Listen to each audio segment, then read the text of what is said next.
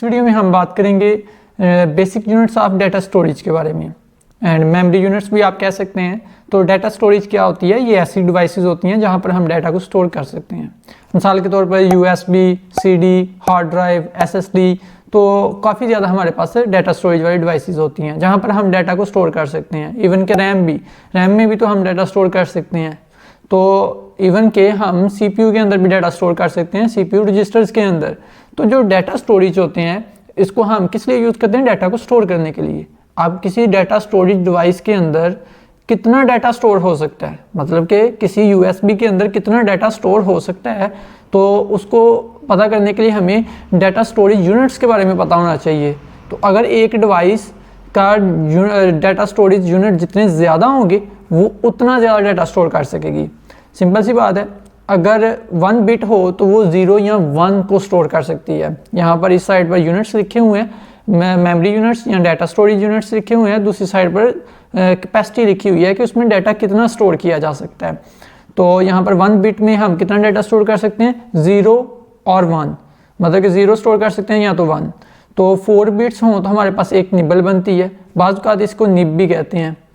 तो 1 बाइट हों तो 8 बिट्स मिलती हैं तो 1 बाइट बनता है हकीकत में। इसी तरह से 1024 बाइट्स मिलते हैं, ये जो 1 बाइट है ये आगे से 1024 बाइट्स मिले तो हमारे पास 1 किलो बाइट बनता है, जिसको शॉर्ट फॉर्म में केबी भी कहते हैं।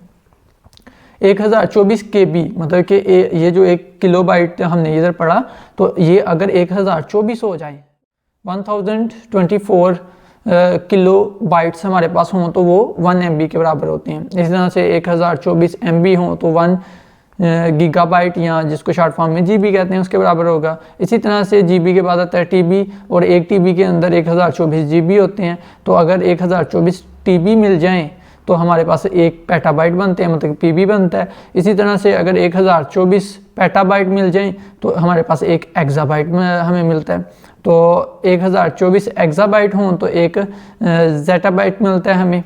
तो 1024 अगर ZB हों तो हमारे पास 1 योटाबाइट हमें मिलता है। 1024 योटाबाइट हों तो हमारे पास 1 ब्रोंटोबाइट होता है। तो ये थे डाटा स्टोरेज यूनिट्स। तो अक्सर अगर आपने कोई USB ली होगी तो वहाँ पर आपने GB सुना होगा कि ये USB 32 GB की है या 64 GB की है, और मे भी 16 GB की आपने सुनी हो। तो आजकल आम तौर पर 16 GB, 32 GB, 64 GB की हमें आम तौर पर मिल जाती है। तो इससे कम स्टोरेज भी हो सकती है और इससे ज़्यादा भी हो सकती है। तो USB में हम 32 GB की अगर USB बाई करते हैं तो उसमें हम 32 GB डाटा स्टोर कर सकते हैं। तो इसी तरह से हार्ड ड्राइव में हमें अक्सर 1 TB तक भी मिल जाती है हार्ड ड्राइव, जिसमें हम काफ़ी हद तक डाटा स्टोर कर सकते हैं। आजकल तो जो स्मार्टफोन आते हैं उनके अंदर भी काफ़ी ज़्यादा स्टोरेज होती है कि हमें 128 GB तक भी स्टोरेज मिल जाती है उधर देखने को। 112 GB तक भी मे भी आईफोन के अंदर शायद आपको मिलती है देखने को। तो इन शॉर्ट के डाटा स्टोरेज ऐसी डिवाइसेस होती हैं या मेमोरी डिवाइसेस ऐसी डिवाइसेस होती हैं जहां पर डाटा को स्टोर कर सकते हैं। तो मेमोरी यूनिट्स जो होते हैं वो डाटा स्टोरेज डिवाइसेस कितना डाटा स्टोर कर सकती हैं, तो उस चीज़ को मेजर करने के लिए मेमोरी यूनिट्स का यूज़ किया जाता है। आई होप कि क्लियर होगा। तो अगर कोई क्वेश्चन हो तो कमेंट बॉक्स के जरिए पूछ सकते हैं। Thank you so much for watching this video. अल्लाह हाफिज़।